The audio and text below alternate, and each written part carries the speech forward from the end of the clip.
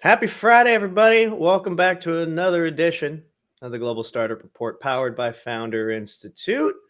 My name is Martin Martinez. I'll be your host for this Friday. Happy Friday, wherever you're at in FI land. As you all know, our amazing audience, we broadcast this across all of our socials: LinkedIn, Facebook, Twitter, YouTube. So wherever you're at in the world, please drop in the chat or reply back. We get all of these messages from everybody, so we'll surface the best ones, questions, all that fun stuff. But I hope wherever it is you find us in the world, be it this morning, this afternoon, this evening, middle of the night, we hope you're safe and well. And we got another great show for you today to ground out the second week, Friday, July 8th, middle of the summer. Ooh, it's real hot down here in Austin, Texas. I'll tell you that at least. But before we get into our special guest, Daan Weddepohl, founder and CEO of Peerby, let's bring up Dustin. Let's get to the news. We got a short one, so we're going to spend a lot of time talking to Dan right after this. Dustin, how you doing, man? I know it's a little bit cooler where you're at than I am.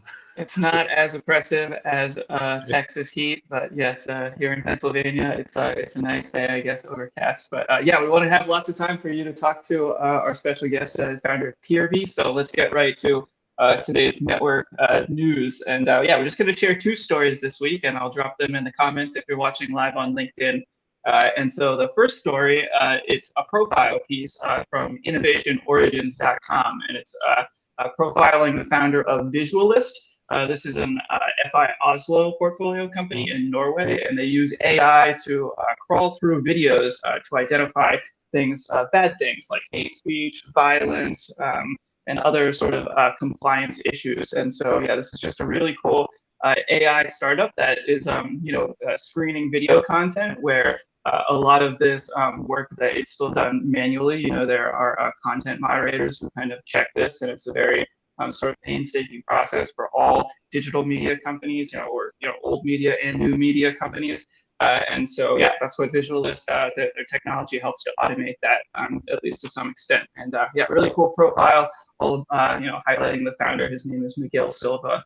Spoke to him probably about a year or so ago, and yeah, it's a cool story to check out on Innovation Origins. Man, I'm getting flashbacks. I don't know if I ever told you, Dustin. I was a very early employee at Facebook a long time ago, back when it was still called, Facebook.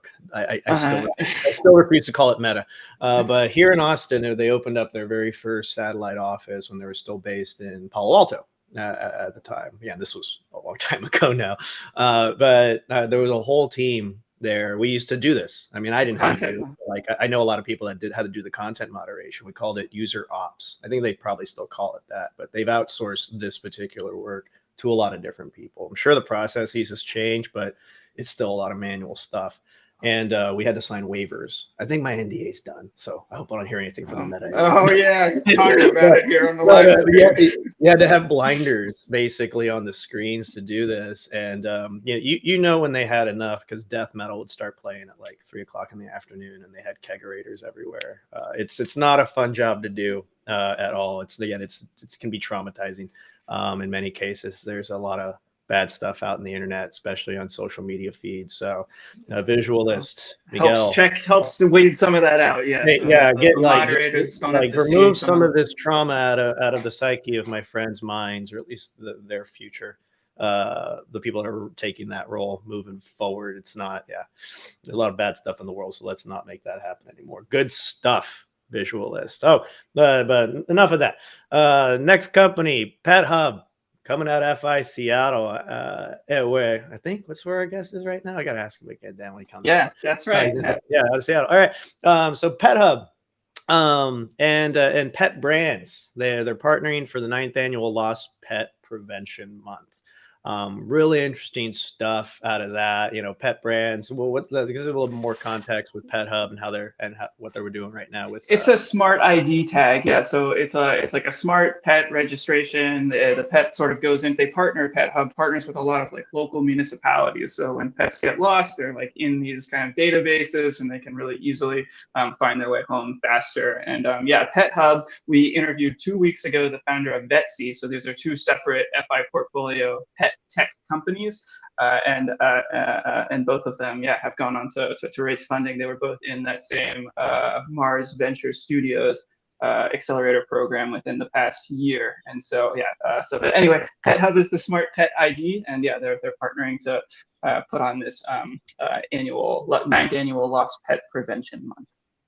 Oh, I love that. That's so nice. And this is also a weird week for pets. Everybody reads about that because if you're dialing in from outside the U.S., we just had our big Independence Day holiday. It's fireworks. It's very disruptive for pets. A lot of things happen during 4th of July. So there are instances where you lose your pet because they ran away from the fireworks. This is a very apt application. They gotta have Pet Hub, and then they have the smart ID tag, and your furry friend will find their way home. So yeah, check it out. Yeah, I don't know if Alex at Betsy knows about them, but we should make a connection. See, there might be some collaboration right there. Yeah. All right. Well, without further ado, I'm gonna go away so that you can introduce our special guest here and bring him on. I'll talk to you later at the end, Martine. I'll catch you a little bit later, my friend. Thank you, Dustin. All right. So as Dustin so eloquently mentioned, we have a very special guest. He's kind of traveling around the country right now. I'm glad we got him to sit with us today because I know he's been busy the last couple of weeks with a lot of stuff he's trying to do with his company Peerby. So Peerby is kind of shaping the sharing economy in a new way, coming from the EU, and again he's spending some time here in the US. So he's on Western time zones right now. So let's bring him up and have a great conversation, learn more about Peerby. Daan Weddepohl, founder and CEO of Peerby. How you doing, man? Hey, I'm good. How are you? Great to be on we're the show. living, man. We're living. And I'm remiss that I just learned that you were in Austin, but you're coming back. Yeah. We'll make up for that this morning. Yeah. So tell us again where you coming from right now.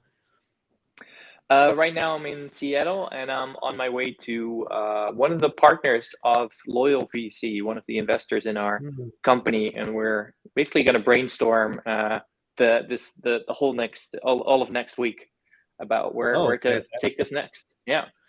Oh yeah, Kamal and Michael over there at Loyal, they're great. They're great friends, allies of FI, strong supporters of founders that have come through the programs over the past several years. They've worked a lot with some of our programs in Texas, some of the founders out there. So it's great to see them continue to do what they do great and support a FI company. But let's go all the way back to the beginning. Before all of this before Peerby was a twinkle in your eye. Kind of tell us a little bit about where you're coming from, and then eventually kind of what led you to launch this company. So this story begins quite a long time ago already. I was a CTO for a software company, and I think I could say I led a very independent life, and I thought that was a very important thing for me to have everything for myself, be able to take care of everything I needed. I was kind of forced to change that mindset from one day to another when there was a big fire in my house. And basically I lost the place where I lived. I lost my stuff. At the same time the CTO, like the company got sold that I worked for, and my job was gone. Because of the tensions of the fire, my relationship ended. So from one day to another, I lost everything that I was attached to. And so I had no other option than to learn to ask for help, because I didn't have anything. I needed to borrow people's stuff, was sleeping on people's couches. And that basically what that taught me is that independent lifestyle that I've had tried to live was in a way was isolating me, and this new sort of forced lifestyle of asking for help really connected me to the people around me, and it opened my eyes to kind of some of the weirdness in our lives, like how we kind of isolate ourselves in little boxes next to each other, and then go out and buy everything for ourselves, when a lot of the stuff that we need or that we own is like identical to all those other boxes, all those other houses in our neighborhood. So I started wondering, like, do we really need to be this independent, or could we be more interdependent, and then basically do more with less? Because I don't think, you know, a street with 100 houses really needs 100 lawn mowers. So that's how I got started. Interesting. So walk us through kind of, I guess, the beginning of it, at least with Peerby, and of course, give us that little 1 minute pitch for the audience that may not be too familiar with what the company's doing, and you know, like, what was that first step? You know, again, of course, you went through Founder Institute. We all kind of know how that 14-week program can really get you to focus, but did you have any other visions for what it could do versus what it's doing right now? Sure. So the idea had been sort of developing for quite a while, so it's always hard to pinpoint when it started exactly. But what it is today is a website where people can borrow and lend household items from others nearby, and household items just it can range from like tools to party equipment to camping gear to sports gear, basically everything that we own that has idle capacity. And that's a lot of stuff, because you know, the average power drill is used no more than 30 minutes during its lifetime, but it has a capacity of 8 hours. So basically, we're wasting 7.5 hours of the capacity of every power drill, yeah. So that's what we're trying to improve, actually, and make it easier for people to share and access that idle capacity, so that we don't have to waste all these resources, produce all this carbon emission for the production of these products, and get to know our neighbors in the process. Interesting. So yeah. But not to stop you there, but I was literally building some furniture this weekend, and I was using my drill, and I'm like, started to do the numbers. I'm like, yeah, I probably only push that button for like 3 seconds at a time. Like, that adds up, but it doesn't add up a lot. Wow, 30 minutes. That's wild. Yeah. That's the average consumer power drill. It's kind of crazy, isn't it? And it makes sense in a way, because that's how current business models work, right? The power drill manufacturer needs to sell you basically a bundle of holes, like thousands of holes, for them to make this a profitable business model if they're going to sell it to you.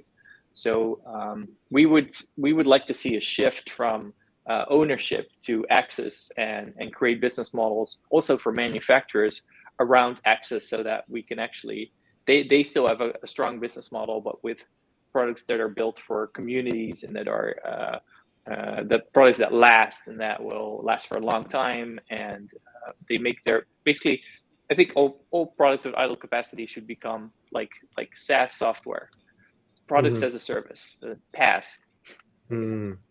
Yeah, because we live in a place of too much abundance right now, and we need to kind of rein some of that abundance in and spread it out, so that we're actually utilizing what's available to us versus just making more. Right. This vision resonates more than any other time in the world at this point. So, JP, wise words right there. True, my friend. We got Cindy's back in the house. Oh, Cindy was with us the last couple of weeks. Cindy, how you doing? Yeah, shout out to the friends over at Loyal. And yeah, tell them we say hi. So since getting through the program, and now you've been building, tell us how's the team doing? You, again, congrats, just recently. You just closed that big raise just in May. You know, has anything changed already up to this point? You know, like, where you looking to kind of grow now that you've got a solid round under your belt? Yeah. So we've gone through quite a roller coaster ride already with the company, because this type of business model, so sharing the long tail of consumer goods, is an idea that's been around for a long time. I think I've even heard that it pops up in almost every Founder Institute program on the globe at least once, and it's a deceivingly simple idea. Like, it's very easy to explain. Everybody kind of gets it. Everybody, you know, knows, understands what it is, and why it would be good to do it. But it's actually super hard to execute on it. because it's this combination of basically combining horror business models. It's like taking a marketplace that has low order value products that are used at a low frequency, and then trying to do that on a hyper local level where you need 1,000 items, product categories per neighborhood to actually create liquidity, to actually make the marketplace work, and then find the demand to go with it. So it's been quite a journey to try and solve that puzzle. And most of the companies I've seen out there that have tried this, or basically all of them, have failed at some point. And what I'm super excited about is that we figured out, I can now say we figured out the puzzle. We know how to make this a profitable business. We're currently at break-even level, and we know how to scale this, because that's one of the other challenges, is like a lot of these companies might figure out how to sort of scale organically, but we can really speed up our growth and really launch in new places and bring sharing to the world. So that's what we're super excited about. And at the moment, I'm exploring where we should be going next. And I think the US is a serious candidate. I think, being a good neighbor is part of the American culture, as far as I've been able to find out here. But America is also one of the places with, you could say, the most abundance, but that also means, a lot of consumption, like a lot of resources are consumed here. So I think there's also a lot of room for, improvement in terms of the efficiency. Like what could you, I don't want to take away any abundance, but I want to enable people to do more, like even more, but with less. Yeah, be more efficient on that respect, right? So obviously, the U.S. market is a big target for you. Where are you currently operational in? At the moment, we are only in Amsterdam and Belgium, and we had, at some point, we did scale to multiple cities across the world, but I think we suffered from something that a lot of startups do, and that is premature scaling. So we basically, this was when unit economics were less of a thing, and a lot of startup investors were still saying, well, just grow and then we'll figure out the business model. So that's kind of how we got started after our first raise years ago. We just started growing, started launching in cities all across the world, and the sharing was working. But actually finding a business model that would cover all the cost of the business and enable the business to scale, we didn't have one at the moment. So at that moment, so at some point we kind of scaled back to just one language and one payment method, so that we could iterate a lot quicker on figuring out that business model.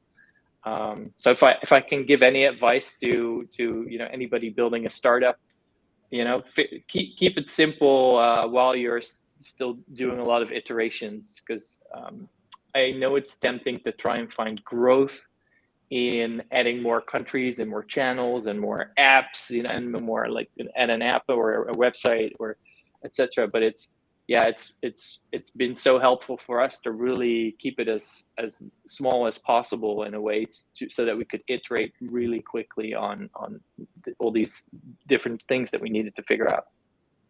Yeah, I mean, that you pose a good point. And Founder Institute is we always try to encourage focus, like at the beginning of the journey, right? Not trying to do too much too quickly because of those blitzscaling methodologies that you mentioned. All respect to Reid Hoffman and his perspectives on that. However, it's just not. It doesn't work for everybody. It doesn't work for most companies, and you can just end up just setting money on fire, which most of those companies do, and they don't end up having the best stories at the end. Most of those founders don't even run those companies when it's all said and done. So good on you, kind of recalibrating, going back to that focus.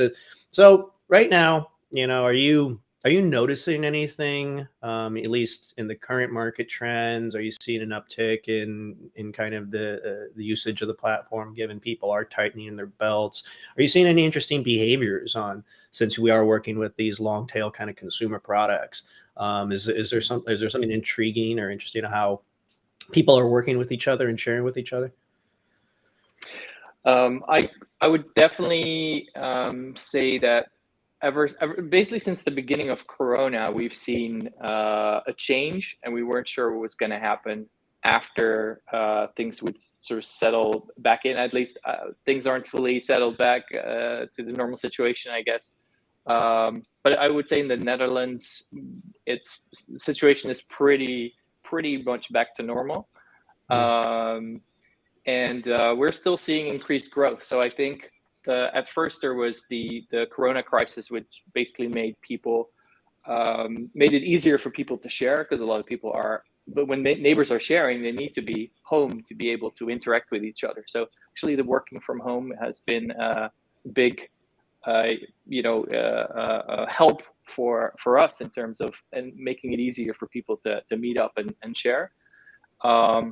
Obviously, party gear didn't do so well in the last few years, but a lot of people started doing a lot of DIY, so that we saw a big uptick in that.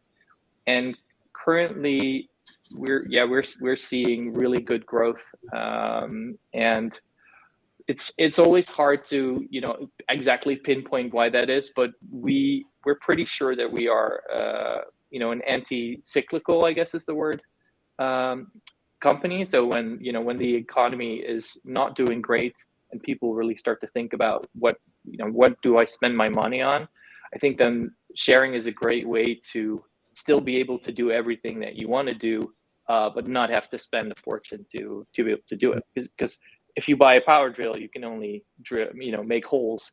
If you get a Peerby membership, then you can be a member for 5 years for the same price as one power drill, pretty much, and you can have all the power tools you need, all the camping gear you need, so you can do a lot more with the same budget.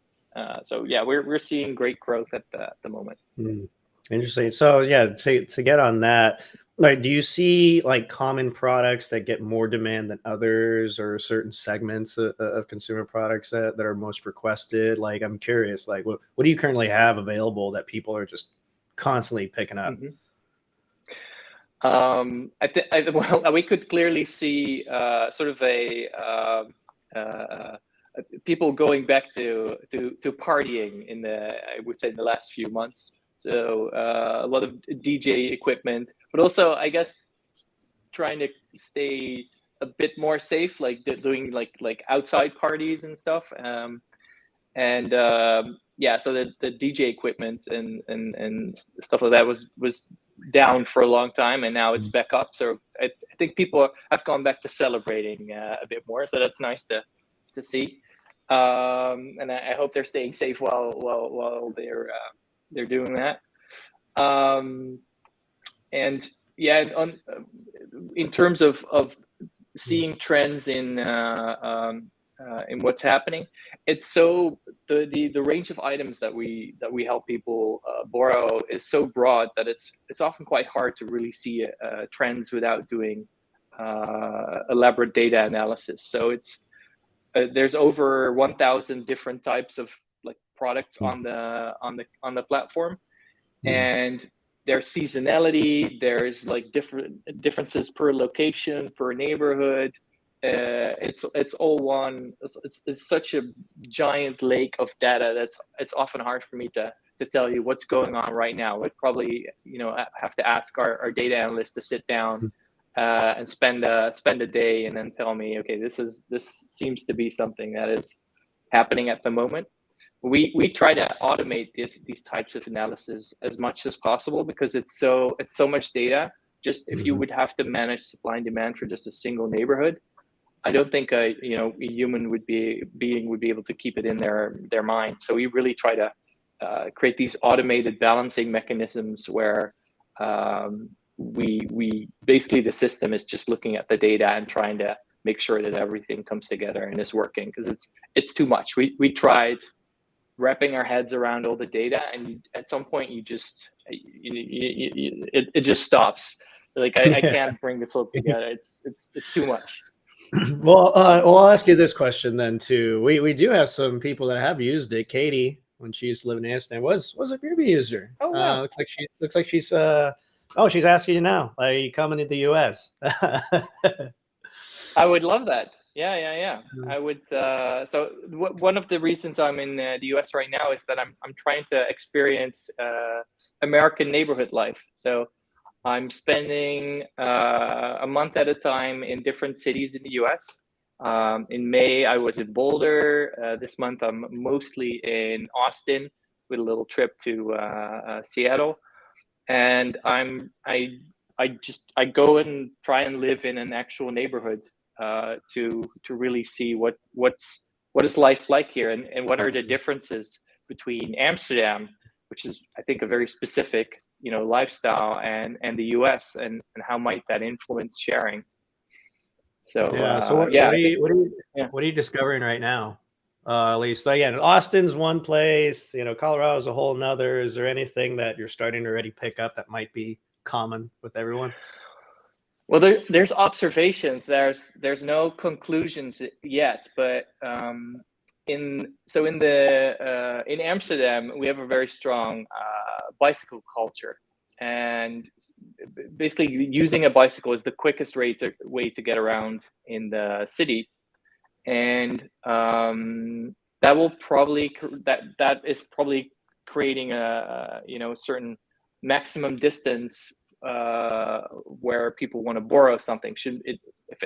But also it depends. It changes the types of products that you are going to be able to borrow, because if you have to bring something on a bike, you're obviously not going to be able to carry this huge power washer. That's like one thing we discovered in Amsterdam. We were trying to figure out what's the best power washer. The best one is like a small model that you can carry like a little suitcase, so you can easily take it places. That's the best one for sharing.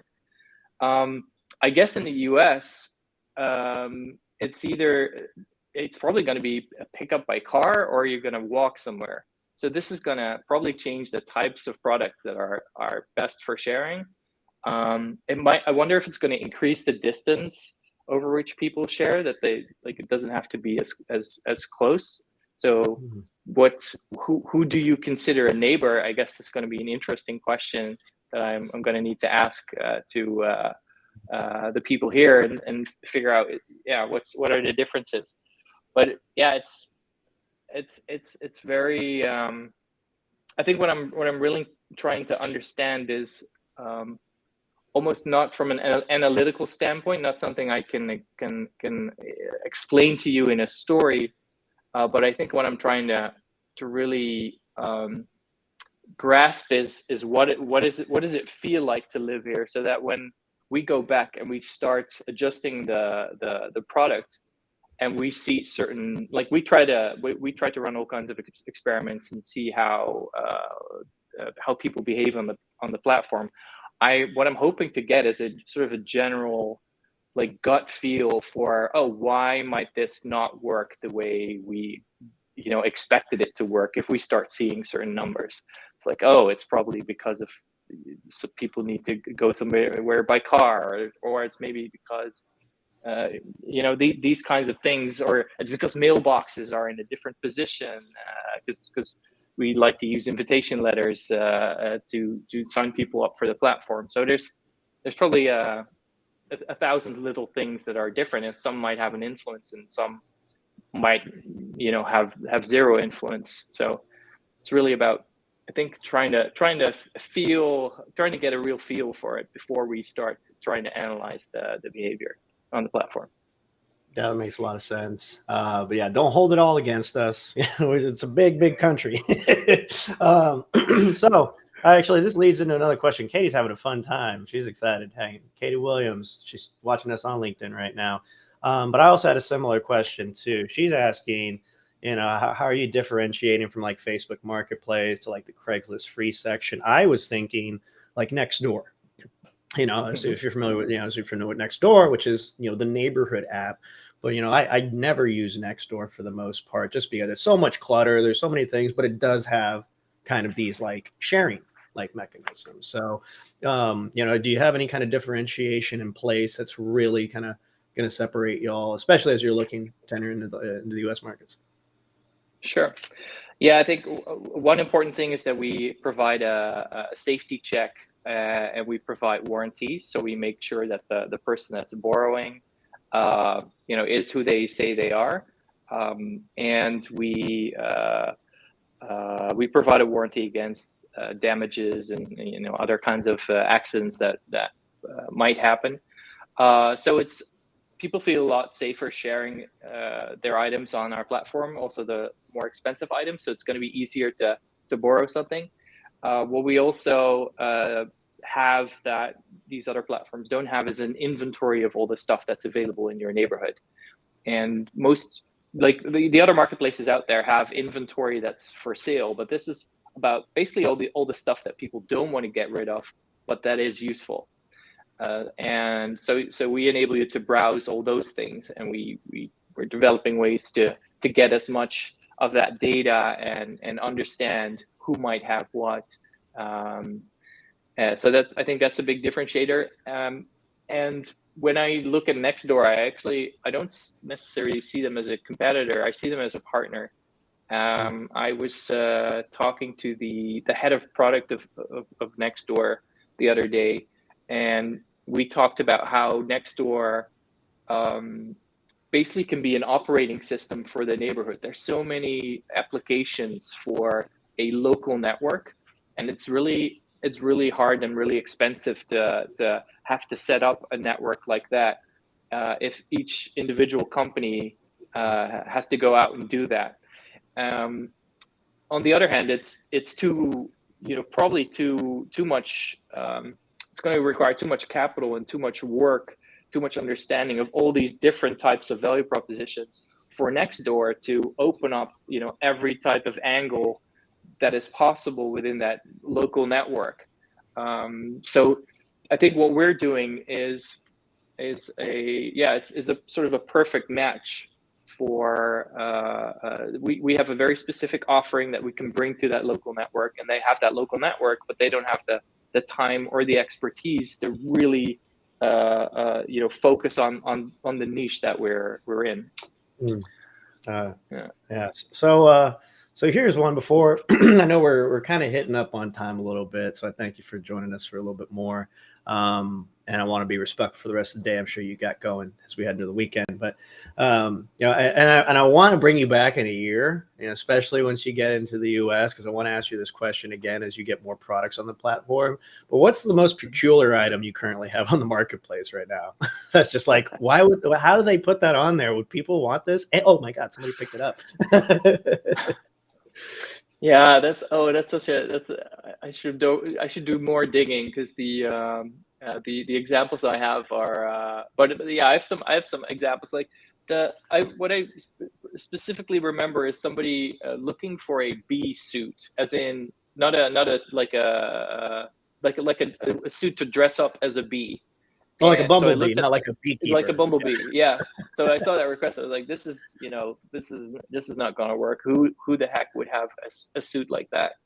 And within minutes, somebody actually offered it, and they could dress up like a bee. So that was unexpected. So yeah, I see a lot of surprises like that coming by. But I have to say that the specific types of suits, those are usually the most crazy ones.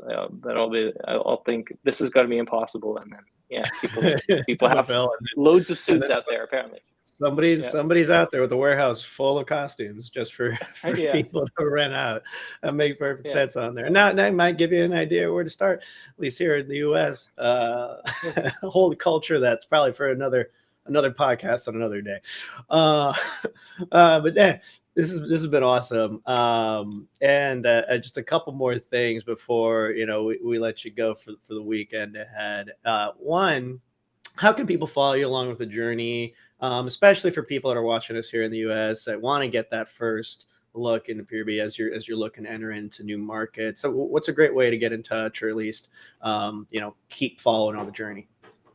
Yeah, well, feel free to connect with me on LinkedIn. And if you're in the US or some other city or country, and you feel like you live in a great location for sharing, so for the next Peerby location, then do reach out to me, and people can send me an email, shoot me an email at Daan, so Daan at Peerby.com, and I'd love to hear about people's neighborhood experiences and sharing culture and why they think it might be a good fit for where they live or a terrible fit. I mean, I'm happy to hear that too. Then I'll try to avoid those places. But yeah, and I'm very curious about the people's idea around sharing in America. Yeah, if they have ideas or experiences, like what does that look like? How might that be different if they, or yeah, I'm super curious. So yeah, love to hear from Americans about that. Awesome. Well, you heard Don yourself. Reach out. Tell them if you want to bring this to your city, you want to bring this to your neighborhood because you got a great community. Please do so. This would be amazing. I'd love to use the service myself once we can get you here in Austin. I think Austin would be a good market for you. A lot of friendly people here in Texas. A lot of great people here in Austin. Claudia is already on LinkedIn. She's looking for this as well. Last question. This is a question I ask every single founder that comes on to the Global Startup Report, and this is no different, but I always love hearing the answer. So if there's somebody in the audience right now, they want to start the next big thing, they want to quit their job and build an enduring company, what would be the first piece of advice you'd give them? First piece of advice for building an enduring company.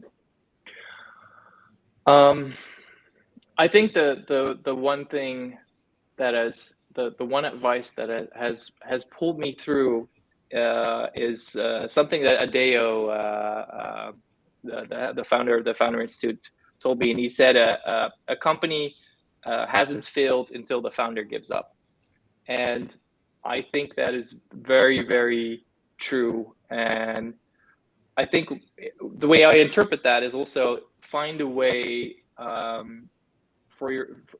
find a topic that you really care about, because that's going to help you to persevere, and find a way to keep going at it every day for a little bit. And it took us way more time than we initially thought it would take us to get to a viable business. And at some point, we started questioning ourselves, like, is this even possible? Because there were no other examples out there.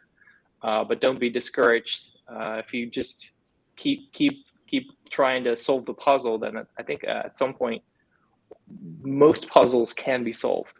You have to find something that you're passionate about. Otherwise, you're not going to last for the 10 years that it could take to do that. Oh, I love that, man. Yeah, and Adeo, if you're watching Adeo, your words of transcend and just go everywhere, because I take that advice too. Yeah, startup fails when the founder quits, plain and simple. When you give up, so does that dream, though, so does that vision. So wise words, my friend. Any final things you want to share with the audience before we let you go for the weekend? Any final words? Well, thank you. Keep going. Whatever problem you're solving, keep up the good work. Just keep chugging along, and you'll get there. I appreciate it, Dan. Thank you for joining us again. Daan Weddepohl, founder and CEO of Peerby. Hope you continue to enjoy your time here stateside. And when you get back to Austin, give me a ring, man. Let's catch up in person. Let's grab a beverage. Will do. Let's plug you in a little bit more with the FI Austin community. We're a good group. Been doing it for the last 5 years, and we'll keep doing it until I can't stand up anymore. I'd love that. I'm looking forward to it. I'll look you up next week. Yeah. Absolutely. Let's make it happen. But thank you, Dan. Until then, we appreciate you joining the show. We're going to bring Dustin back up for those final words, and then we're going to close it out and send y'all off for the weekend. Dustin. Yeah. That was awesome. I feel that great Adeo kind of wisdom there, or that at the end, and I just feel like it's so interesting what you talked about with Dan, and the cultures around different like sharing cultures. And yeah, so it's so interesting what he's doing as a founder, like visiting the different cities. And yeah, just really, I feel that the sharing economy, it has a momentum that has been building very slowly, but it feels unstoppable to me. The themes that you guys were talking earlier on about reasonable, consumption levels, and what do we have too many of in our consumer-driven economy. Anyway, great, very interesting, and yeah, love hearing Dan's thoughts. Oh yeah. We definitely got to bring him back at least in a year. Just once he's in this U.S. market, I want to ask that same question. Yeah, what's the weirdest thing that's been requested so far? I have a feeling. Yeah. Interesting.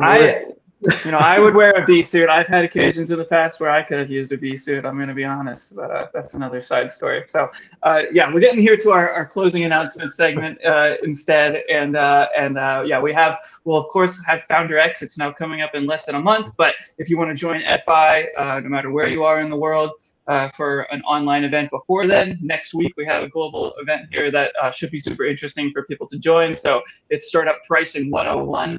We've had Finmark CEO Rami Assad join for other kind of finance-related webinars in the past, and we're bringing him back. He's an awesome speaker, this time to talk all about startup pricing, which is super, super important, especially for these early-stage products where there's a lot of big question marks around, what really can I charge my customer? So that's the link down there for people who can go find it at fi.co/events. And you can see it there in the events listing, but that's next Wednesday. And I will be hosting that one. Actually, I'm hosting a bunch of stuff next week. So we got Rami on Wednesday. We have an event. We're actually kicking off a new event series. It's going to be our pilot run on Stonks, the Stonks platform, featuring 6 founders the following day, Thursday the 14th, I believe. Yep. Thursday 14th, same time as now, noon Central, 10 a.m. Pacific, featuring 6 FI grads that are currently in the fundraising process. I'm really intrigued by this Stonks platform. We've been kind of working behind the scenes with that team over there for a couple months, try to get this one off the ground. And if we like the experience, we'd love to have y'all in. It's not just for accredited investors, but if you are an accredited investor, you can make commitments. You can get introductions and expressed interest. New whole level on how founders can really leverage the virtual world and generate interest and fundraise without having to go and pound Sound Hill Road in person or just travel all around the country before they get that money in the bank, before they do what Daan's doing right now and being able to actually scale up that way. So really interested to see that.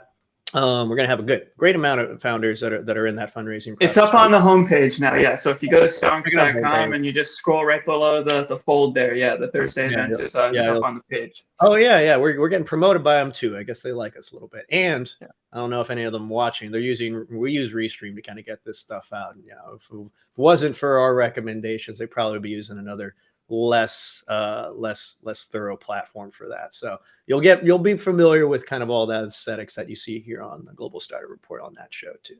Final on Friday next week, got a dear friend of mine, Ashley Connell, on the Global Startup Report with Prowess Project. Really excited about having her. I haven't even seen her in person. I saw her in person like once over the last 2.5 years since the pandemic began, but she looks just the same, just as eager, just as brilliant as she always has been.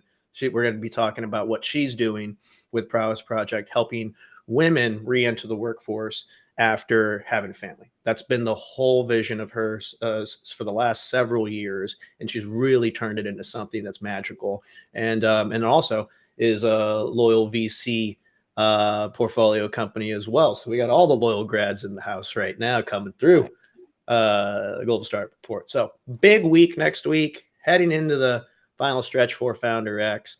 I'm looking forward to talking to all these amazing people in the FI community next week. I hope y'all don't get sick of hearing me.